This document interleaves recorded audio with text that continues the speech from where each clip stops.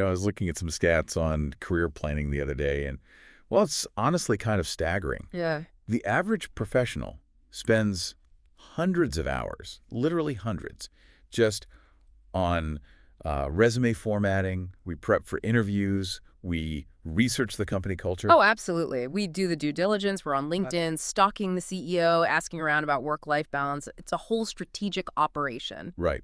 But then you look at how we choose a life partner. And this is, ideally the person you're going to spend the next 50 years with. Mm-hmm. We'll eat thousands of meals together, navigate financial crises, maybe even raise human beings together. And yet, for most people, the vetting process is just vibes. Vibes, yeah. And maybe, do we both like the same pizza toppings? Exactly. It's this huge paradox of modern life. We are so scientifically rigorous about our jobs, which, let's be honest, we might change in 5 years. Right. And we're completely superstitious about our marriages, which are supposed to last forever. We just sort of assume that, love is all you need. And that superstition is expensive. I mean, emotional bankruptcy is often way more painful than financial bankruptcy, For sure. which is why I was so glued to the source material for today's deep dive. It's this conversation between Raj Shamani and Sridhar, who's a relationship expert, a psychologist. And it didn't feel like your typical relationship advice column. No, it felt like a technical manual. It did. Like engineering applied to intimacy.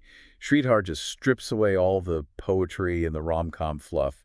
He just looks at the mechanics, the algorithm of why relationships actually work or fail. He focuses on the due diligence part that we all skip. He talks about why we need to treat marriage less like a fairy tale and more like a very serious long-term merger. A merger and acquisition, yeah. Yeah. So our mission today is to basically extract that due diligence checklist. We're going to look at these field tests you need to run on a partner, and yes, actual tests. And this fascinating idea he calls the sun theory, which honestly explains almost all in-law drama. It really does. And we should probably warn you, some of this it's not very romantic, it's a bit clinical, but it might just save your life or, at least your marriage. Let's start at step 1 then, the vetting. Sridhar suggests there are 3 magic questions you have to ask before you tie the knot. And I'm guessing what's your favorite color didn't make the list. Not quite. The first question, it really digs into the past. Specifically, how did your parents interact and how did they fight? But that's so smart because people ask about childhood all the time, but it's usually the highlight reel, right? Yeah. Did you go to Disneyland? Was your mom a good cook? Sridhar is laser focused on the conflict. Because that's where the data is. He brings up this crucial psychological point that roughly 50% of our personality traits and conflict styles are either genetic or inherited behaviors. 50%. That feels incredibly high. I think most people think, I'm not my parents, I'm my own person. Well, we are our own persons when things are going well. When the sun is shining and the bills are paid.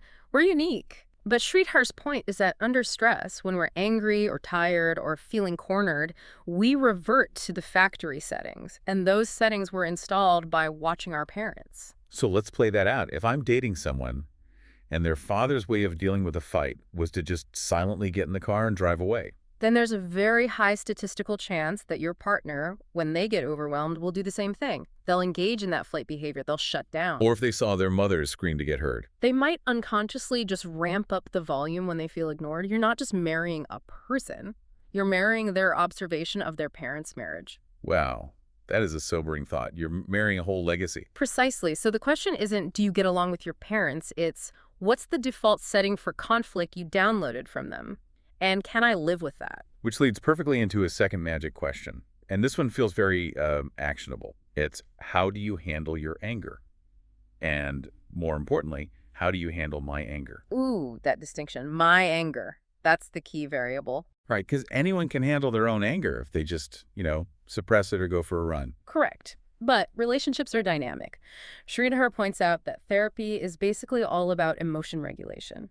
If a partner can't tolerate your negative emotions, if their reaction to you being angry is to say, stop being crazy or just be happy, that is a huge red flag, a ticking time bomb. It's invalidation. It's basically saying, I only love you when you're pleasant. Exactly. It's the inability to just sit with discomfort. If they can't handle your anger, they can't handle the reality of a partnership because you will get angry. You will have bad days. Yeah. You need to know if they're going to crumble or explode when that happens. And the third question, This one is huge, especially in cultures with really tight-knit families, like in India, where this interview took place, but it applies everywhere. What is the role of the extended family? Who is the priority? This feels like the silent killer, doesn't it? You And assume you're starting a new little unit, a new nucleus. But your partner might just assume you're a new recruit joining their existing family platoon. And if you don't clarify that hierarchy beforehand, you are setting yourself up for what Sridhar calls huge shocks. But here's the problem, and he acknowledges it. He calls it the interview trap. Right. You can ask these 3 amazing questions on a coffee date, and the person can just give you the perfect answer. Totally. Oh, I handle anger perfectly. I love hearing your feelings. And my parents were saints who never fought once. Exactly. People lie. Or, maybe not even intentionally. They just present the PR version of themselves. We all do it. Which is why you can't hire a CEO just by chatting with them, right? Yeah. You need to see them work. And you can't marry someone just by interviewing them. You have to field test them. I loves this idea, the field test. It's like putting the relationship into a flight simulator before you take off with real passengers. So what are the specific scenarios he suggests? Well, the first one is a classic, but he really explains the psychology behind it. Travel. And everyone says travel with your partner, but they usually mean like a fun weekend in Paris eating croissants. No. Sridhar means travel that causes stress. He's talking lost luggage, missed connections, being hungry, being tired. That moment you realize you booked the hotel for the wrong dates. Travel strips away the polite mask. It forces the low phase. Exactly. Sridhar argues you don't really know a person until you've seen them in a low phase. It's easy to be charming over a candlelight dinner. But who are they at 3:20 a.m. in an airport when the flight's canceled? Do they turn on you? Do they collapse? Do they problem solve? He listed a few other low-phase scenarios that were pretty gritty. Seeing them when they're broke, money stress really changes people. Seeing them drunk or high when inhibitions are lowered. And he mentioned one that was really critical, which I think everyone needs to pay attention to. The rejection one. Yes, seeing how they handle rejection, specifically sexual rejection. It's a sensitive topic, but why is that such a critical test? Because it's a test of entitlement versus respect. Sridhar suggests just observing what happens when you say no to sex. Okay. When a person is denied something they want, something they might feel entitled to in a relationship, does their empathy just switch off? Do they sulk? Do they try to coerce you? Do they get passive-aggressive? Do they make you feel guilty? Or do they respect your autonomy without any kind of punishment? You can't find that out when everything's a yes. You only find the truth the no. That's a powerful point. If their kindness is conditional on you giving them what they want, that's not kindness. It's just a transaction. That is such a huge distinction. Yeah. It really reinforces this idea that you're vetting for resilience and respect, not just for chemistry.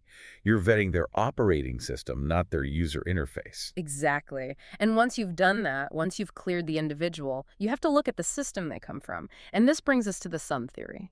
This part blew my mind. It just explains so much family drama, especially with in-laws. It's the framework he uses to explain why some parents go a little crazy when their kids get married. It is a beautiful, if kind of tragic, metaphor. Sridhar suggests that every human has a sun, a central gravitational force that their life revolves around. It gives them purpose, a reason to get up in the morning. Right. For some people, that sun is their career. For others, it's a social cause or a hobby. Correct. But for many parents, and he notes this is especially common for mothers in traditional family structures, where they might have sacrificed their own careers, the child becomes the sun. Their entire world, their entire orbit is the child. Did my son eat? Is my daughter happy? What are their grades? Exactly. That child is their entire identity. Now, you fast forward 25 or 30 years, that child meets someone, that child gets married. Enter the new spouse. Enter the sun thief. Wow. I'll put that way, it's incredibly intense. Think about it from the parent's perspective. If the new couple wants to move out, or even just prioritize their own new life, they're not just setting a boundary. They are removing the central gravity of the parent's universe. So the parent isn't just annoyed, they're facing an existential crisis. Yes. They wake up and think, who do I care for today? And if the answer is nobody, that void turns into depression, loneliness, and, inevitably conflict. They fight for control because control feels like relevance. So when a mother-in-law is fighting over the kitchen, criticizing how the daughter-in-law cuts the vegetables, It's not about the vegetables. It's never about the vegetables. The kitchen is the symbol of caretaking. It's the hearth. If I'm not feeding the family, who am I?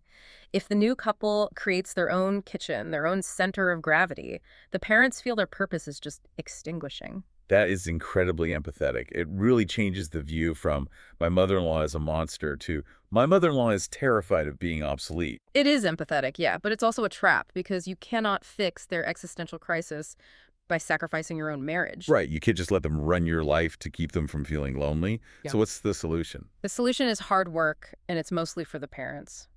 They need to find a new son. They need a hobby. It's got to be more than a hobby. It has to be a purpose, something larger than a human being.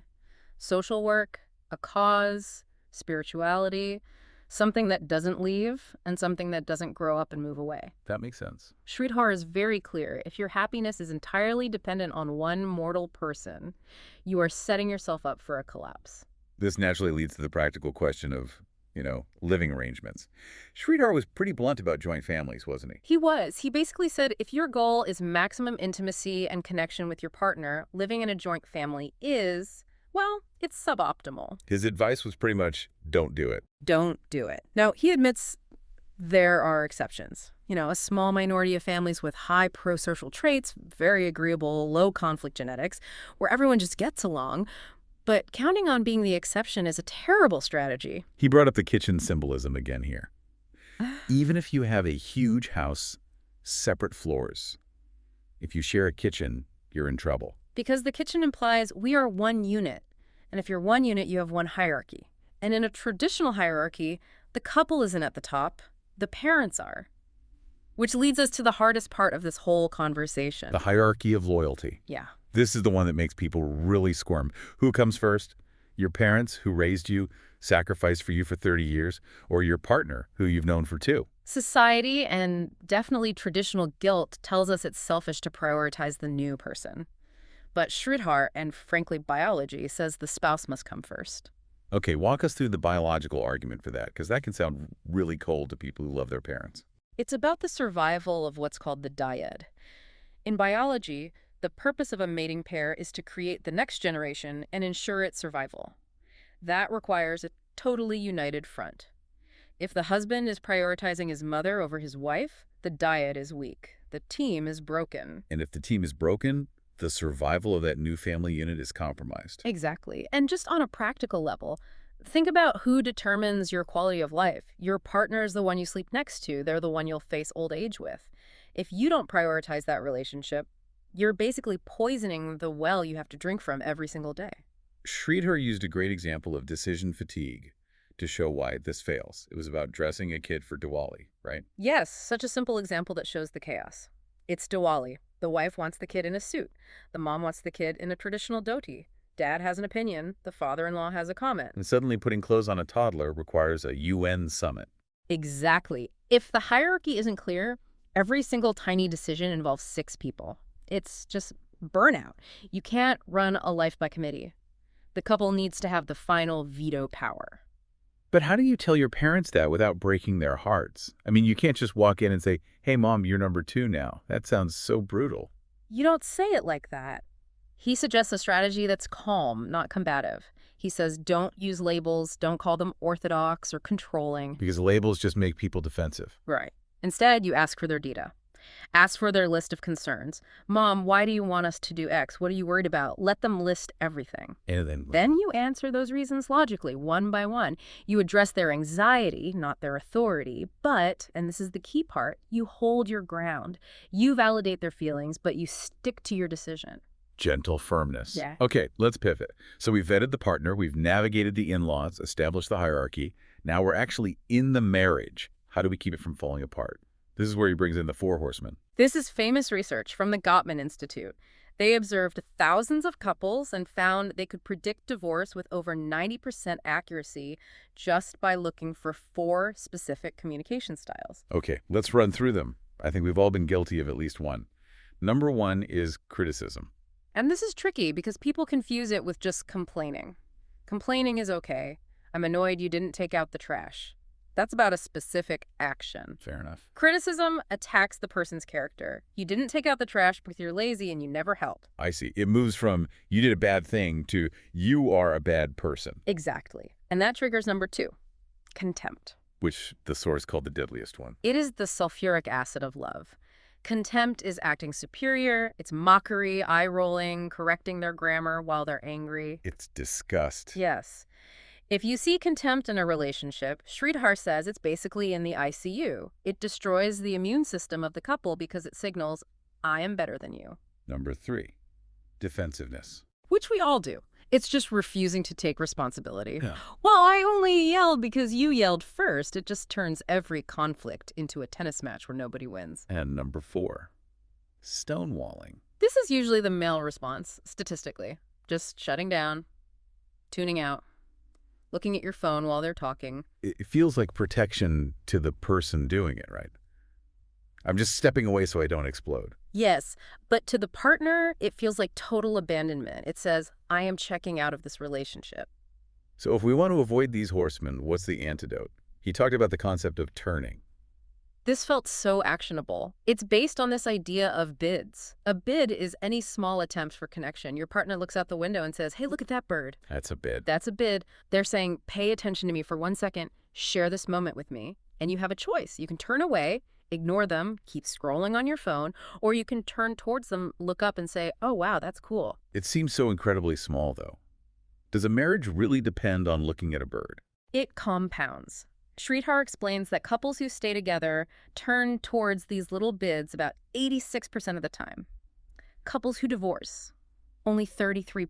It's like a bank account. You're depositing pennies, but eventually you have a fortune. Or you're just making withdrawals until you're overdrawn, which leads to the analogy that I think just perfectly sums up this whole maintenance phase, the job analogy. I loved this one. Even though it's so unromantic, it's very grounded. It's simple. If you have a job you love, but you stop showing up, what happens? You get fired. Exactly. You can't go to your boss and say, but boss, I worked really hard 3 years ago. I was employee of the month back in 2021. Does that count for anything? It doesn't. You can't bank past performance. And Sridhar says relationships are exactly the same.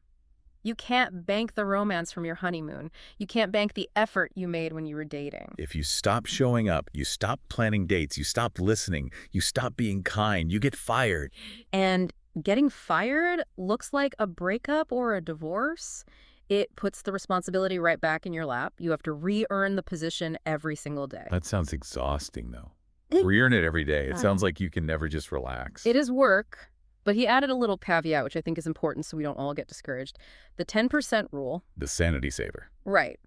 We have this Hollywood idea that a soulmate relationship should be 100% bliss.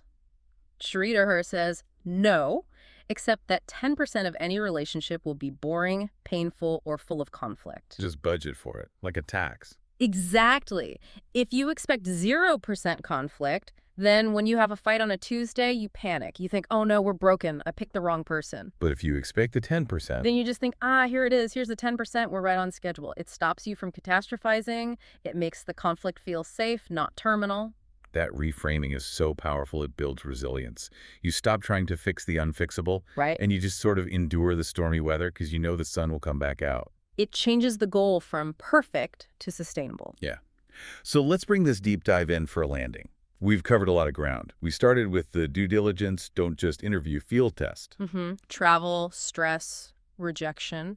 Then we looked at the sun theory, understanding that parental interference often comes from a loss of purpose. And the remedy is helping them find a new center of gravity, not sacrificing your own. We established the hierarchy of loyalty partner first, always. And finally, the maintenance plan. Watch out for the 4 horsemen. Turn towards those small bids. And remember the job analogy. Show up every day or you get fired. It's a comprehensive algorithm, really. It moves relationship success from being about luck to being about competence. I want to leave our listener with that final provocative thought he mentioned about the sun theory. We talked about parents having their children as their son. But the question really turns back to you. Yes. If you're listening to this, whether you're single, married, a parent, what is your son? What's your center? Is it a person? Is it your partner? Is it your child? Because people leave, people change, people die. If your entire universe revolves around a shaky center, you are incredibly fragile. His advice is to find a sun that's larger than any one person, a passion, a skill, a cause. Because if your center is solid, then your relationships can be about sharing your life, not desperately needing someone else to be your life. Powerful stuff. It takes all the pressure off the relationship and puts the power right back in your hands. Thanks for unpacking all this with me. It definitely makes you look at your own relationships a little differently, doesn't it? Absolutely. It makes you want to go home and, turn towards your partner. Go do your due diligence, everyone, and keep showing up for the job. We'll catch you on the next deep dive.